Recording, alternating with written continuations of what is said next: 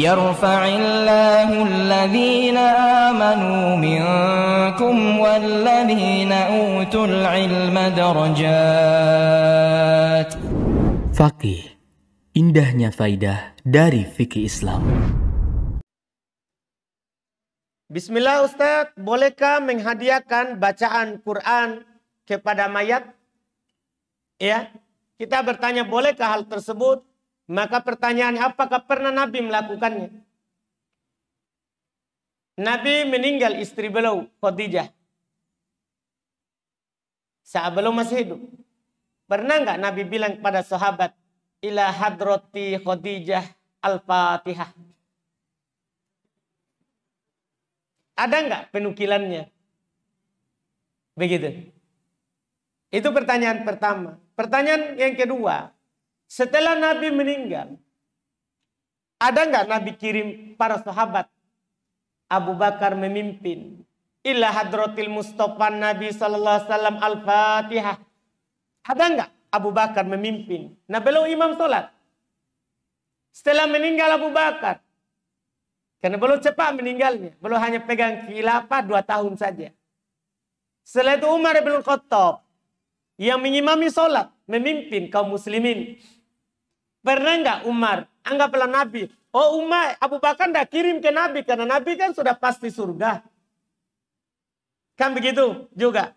Iya. Sekarang Umar, pernah nggak dia kirim kepada Nabi atau Abu Bakar atau sahabat lain ini?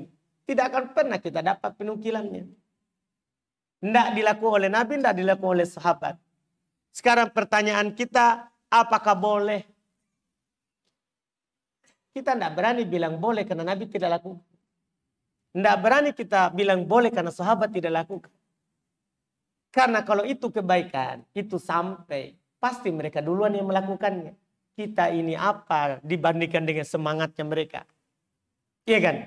Dibandingkan dengan semangatnya mereka. Mereka adalah orang-orang yang paling semangat dalam melakukan kebaikan. Bayangkan, orang-orang miskin di kalangan para sahabat cemburu terhadap orang-orang kaya yang bersedekah dengan hartanya.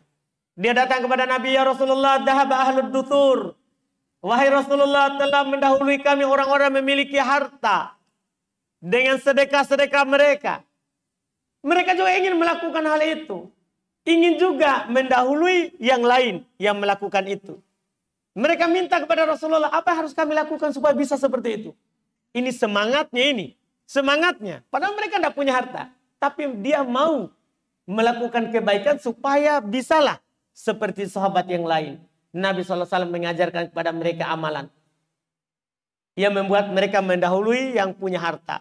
Kamu bertasbih, bertahmid, bertakbir setiap setelah sholat. Setelah itu ternyata orang-orang kaya juga tahu lagi. Mereka juga lakukan, datang lagi. Saking semangatnya ini. Mereka sudah tahu Rasulullah, mereka juga melakukan seperti apa yang mereka lakukan. Ini kami lakukan. Apa harus kami lakukan lagi? Kata Nabi, dzalika fadlullah yu'tihi may yasha. Itu keutamaan dari Allah yang diberikan kepada siapa yang dikehendaki. Inti dari pembahasan kita, mereka orang yang semangat. Kalau ini kebaikan, mereka yang duluan melakukannya, bukan kita. Nah, kalau mereka tidak lakukan, maka tidak berani kita bilang boleh. Tidak berani kita bilang boleh. Itu wallahu a'lam. Jadi jawabannya apa? Tidak berani bilang boleh. Jawabannya kita sendiri simpulkan. Iya. Karena kalau saya bilang kadang tidak boleh, Ustadz apa ini? Iya. Ini yang bilang boleh sudah pro. Kamu apa? Begitu. Iya. Ini makanya saya bilang, iya sahabat, tidak ada profnya. Tapi mereka sudah dijamin oleh Allah masuk surga. Kamu yang prof? Kan begitu. Ya anggaplah saya tidak. Kan begitu. Saya tidak ada jaminan. Tidak ada jaminan. Tapi sahabat ini, dia tidak prof, tapi sudah ada jaminannya surga. Kita mau dengar siapa? Mau dengar yang sudah ada jaminannya atau dengar prof? Begitu. Yang sudah SS-nya banyak. Kan begitu. Bukan begitu kita beragama. Kita beragama itu dalil Quran, hadis di atas pemahaman sahabat. Ya, itu yang kita harus pahami. Jangan lupa subscribe, like, dan share.